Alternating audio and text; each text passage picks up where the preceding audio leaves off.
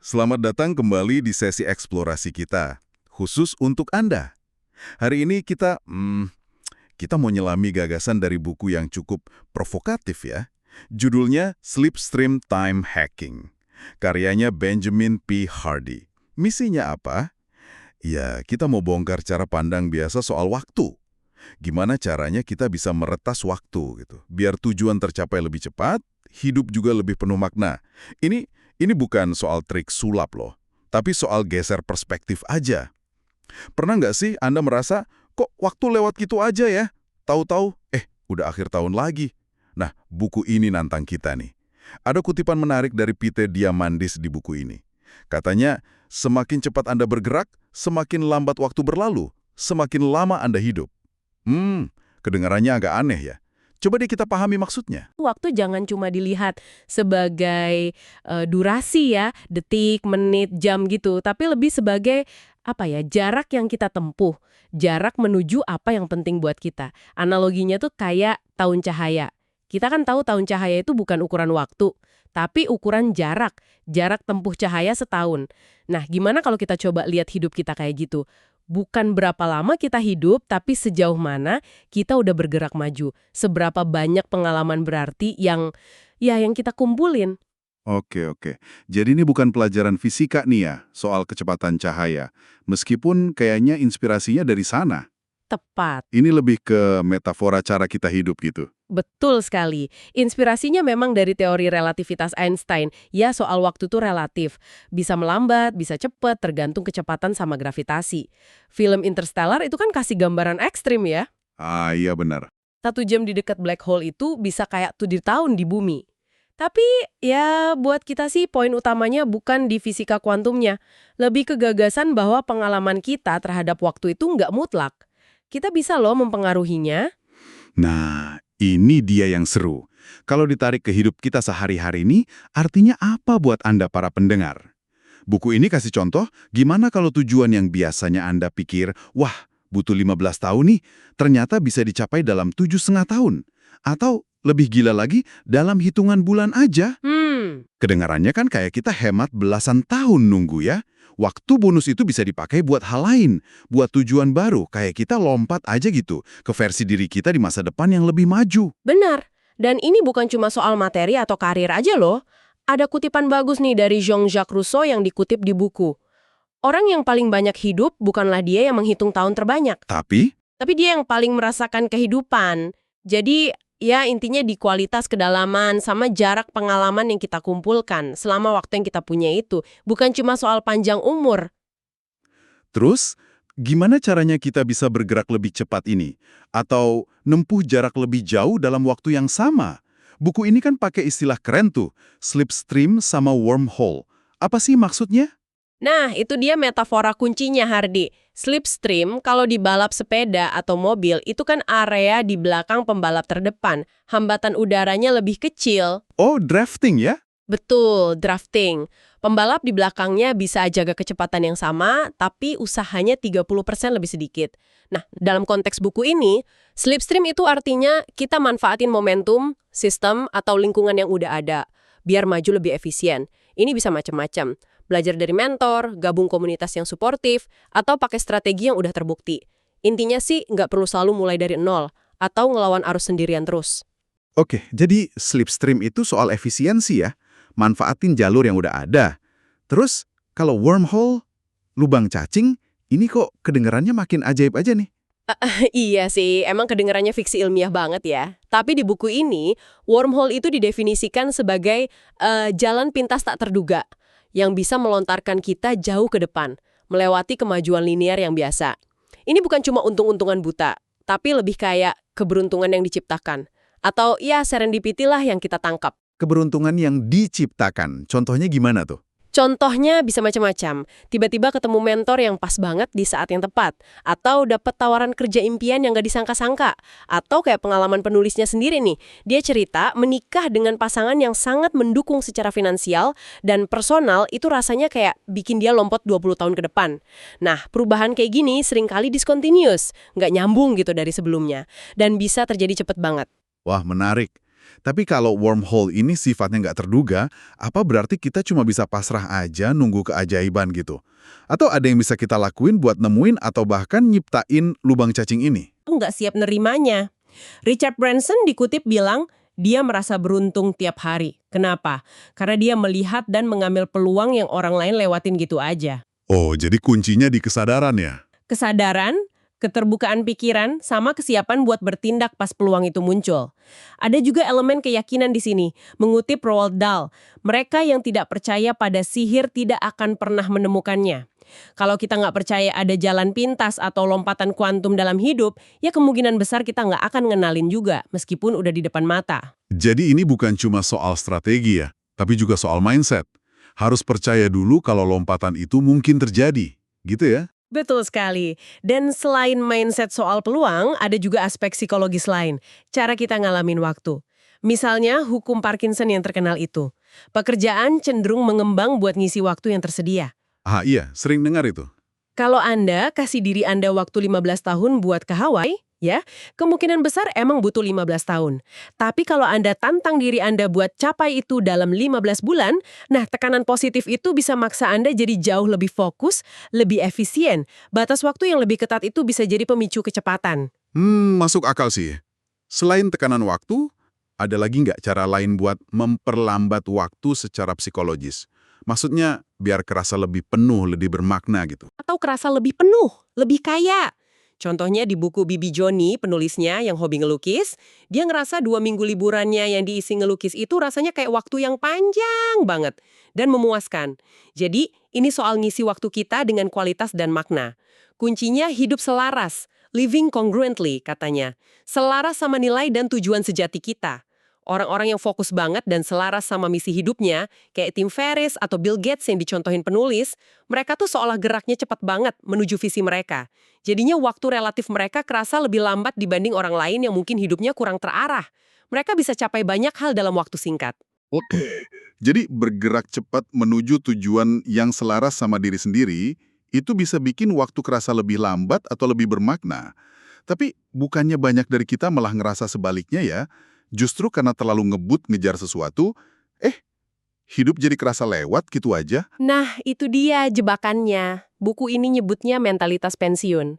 Sikap di mana kita buru-buru aja ngelewatin hari, minggu, kerjaan, mikirnya nanti deh kalau udah pensiun baru santai, baru nikmatin hidup. Atau saya bakal bahagia kalau udah capek ini itu gitu ya. Betul. Ironisnya, mentalitas nanti ini justru bikin waktu subjektif kita kerasa lebih cepat lewat. Kita nggak bener-bener hadir di masa kini. Kayak kata Rumi yang dikutip di buku ini, kebahagiaan itu seharusnya sekarang. Kalau ngejar fata morgana terus di masa depan, ya hidup jadi kerasa kosong dan cepat habis. Bener juga ya. Sering nggak sadar kita nuker sekarang demi nanti yang belum tentu datang. Buku ini juga nyinggung soal biaya waktu dari gaya hidup kan? Iya, ini poin penting banget. Ada contoh teman penulis dan kelihatannya sukses, rumah besar, mobil mewah. Tapi ternyata terikat cicilan gede yang maksa dia kerja keras banget di kerjaan yang mungkin kurang dia nikmati. Penulis coba hitung berapa ribu jam kerja yang setara sama harga barang-barang itu. Jam-jam kerja yang sebenarnya bisa dipakai buat hal lain. Misal sama keluarga. Wah, Ini jadi pengingat buat kita evaluasi. Gaya hidup kita ini beneran sepadan nggak sih sama mata uang waktu yang kita bayar? Ada juga konsep ekstrim, you're already dead. Kalau kita habisin sebagian besar waktu kita di kerjaan atau situasi yang membunuh jiwa cuma demi bertahan hidup, ya kita seolah mempercepat waktu menuju akhir hayat tanpa bener-bener hidup. Kayak di film Kliknya Adam Sandler itu loh. Dia bisa skip bagian hidup yang nggak anak, tapi akhirnya malah kehilangan momen-momen berharga. wah, dalam juga ya pengingatnya. Oke.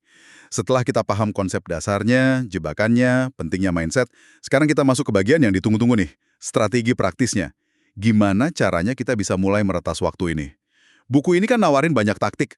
Mungkin kita fokus ke beberapa yang paling nendang kali ya. Tentu, dari sekian banyak strategi yang dibahas ya, ada beberapa yang menurut saya paling fundamental dan bisa langsung Anda pikirin penerapannya. Yang pertama dan utama itu memilih dan mempersempit fokus. Ini krusial banget. Fokus ya. Iya, kita hidup di dunia yang penuh pilihan, penuh distraksi, kayak kata Tyler Rex yang dikutip, apapun mungkin. Tapi nggak semuanya mungkin. Kita nggak bisa ngejar semua hal barengan, jadi harus berani milih. Apa sih yang paling penting buat Anda saat ini? Dan belajar bilang nggak ke hal-hal lain. Bahkan yang kelihatannya baik atau menarik, fokus ke yang terbaik, bukan cuma baik. Ini kayak metafora pintu yang sesak dan jalan yang sempit. Butuh keberanian buat milih jalur yang mungkin nggak populer, tapi paling sesuai sama tujuan kita. Penulis cerita pengalamannya nolak tawaran kerja analis keuangan yang oke banget, tapi dia ngerasa itu bukan jalannya. Jadi kunci pertama itu fokus dan berani bilang tidak. Ini emang susah sih ya. Seringnya kita takut FOMO, takut kehilangan kesempatan, atau nggak enakan sama orang. Betul, tapi ya itu, tanpa fokus energi kita nyebar kemana-mana. Nggak akan bisa gerak cepat ke arah manapun. Strategi kedua yang kuat banget itu menciptakan atau masuk ke lingkungan yang tepat. Ini sama aja kayak memanfaatkan slipstream orang lain. Ini mencakup ide soal mentorship, mastermind sama yang disebut penulis budaya suku atau tribal culture. Lingkungan pergaulan gitu ya? Iya. Intinya, siapa orang-orang di sekitar kita itu ngaruh banget kecepatan kita. Kalau kita dikelilingi orang yang tujuannya sama, saling dukung, mikirnya besar, apa yang disebut budaya stage 4, kita hebat, bukan stage 3, saya hebat, kamu enggak. Kita bakal ke bawah arusnya, maju lebih cepat. Contohnya kelompok Genius Network yang disebut di buku. Atau gimana pelatih Phil Jackson bangun budaya kolaboratif di tim basketnya. Nyari mentor atau gabung komunitas yang tepat itu kayak masuk ke slipstream mereka. Lingkungan yang suportif dan kolaboratif ya, bukan yang saling sikut atau jatuhin. Ini relevan banget sih, di mana aja. Ada lagi strategi kunci lainnya? Yang ketiga, dan ini mungkin kedengarannya agak paradoks ya, adalah komitmen 100%. Clayton Christensen dikutip bilang komitmen 100% itu seringkali lebih gampang dijaga daripada komitmen 98%. Loh, kok bisa? Kenapa? Karena kalau kita komit 100%, kita nggak perlu lagi buang energi mental buat bikin keputusan yang sama berulang kali. Misalnya, kalau Anda putusin 100% berhenti makan gula, ya udah, keputusannya dibuat sekali, titik. Anda nggak perlu tiap hari nimbang-nimbang, hari ini makan dikit boleh nggak ya? Bandingin sama komitmen 98% yang masih nyisain ruang negosiasi internal. Itu capek.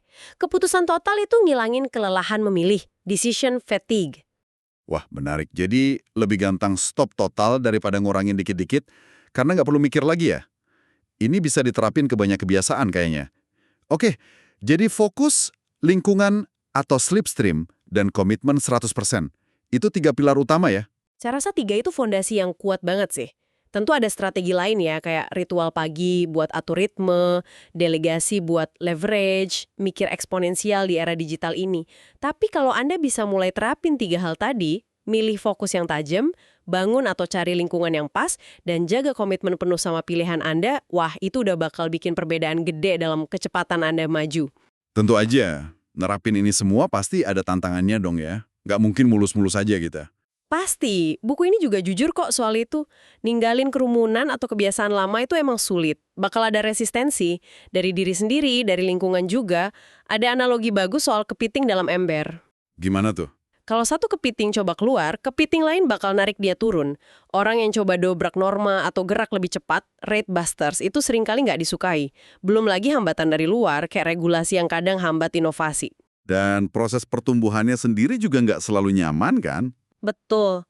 Penulis cerita pengalamannya sendiri, hidupnya justru jadi lebih kacau, lebih nggak pasti, pas dia mulai serius ngejar mimpinya. Banyak gagalnya, banyak belajarnya.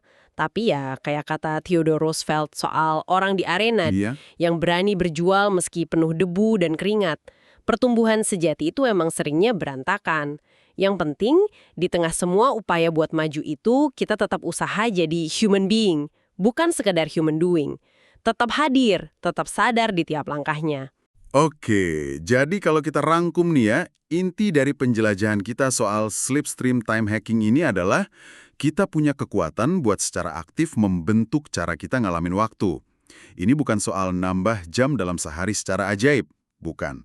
Tapi soal nambah kehidupan, nambah makna, nambah jarak tempuh dalam jam-jam yang kita punya. Caranya, ya dengan gerak lebih sadar, lebih fokus, lebih efisien, ke arah hal-hal yang paling berarti buat kita. Tepat sekali. Dan ini bukan cuma konsep filsafat yang keren buat dipikirin aja ya, tapi ini undangan buat bertindak. Anda punya kendali lebih besar dari yang mungkin Anda sadari selama ini. Coba deh renungkan. Jalur mana sih yang sebenarnya pengen Anda percepat? Apa fokus utama Anda sekarang? Lingkungan kayak apa yang Anda butuhin? Dan lubang cacing atau peluang tak terduga apa yang mungkin udah ada di depan mata Anda? Nunggu buat dikenali dan diambil. Ini semua balik lagi ke keselarasan diri, pilihan sadar, sama keberanian buat ambil lompatan. Pada akhirnya ya, kualitas hubungan dan karakter kita itu ukuran sejati jarak yang udah kita tempuh. Buku ini nyebut waktu sebagai satu-satunya mata uang kita yang sesungguhnya. Wah, pemikiran yang kuat banget ya. Nah, pertanyaan terakhir nih buat Anda renungkan. Kalau waktu adalah mata uang Anda yang paling berharga, gimana Anda akan menginvestasikannya? Mulai hari ini, bukan cuma buat beli lebih banyak tahun usia, tapi buat beli lebih banyak momen, pengalaman, dan kemajuan berarti dalam hidup yang benar-benar Anda inginkan. Terima kasih sudah menyimak penjelajahan gagasan yang menantang ini bareng kami. Semoga ada percikan inspirasi yang bisa Anda bawa pulang. Sampai jumpa di eksplorasi kita berikutnya.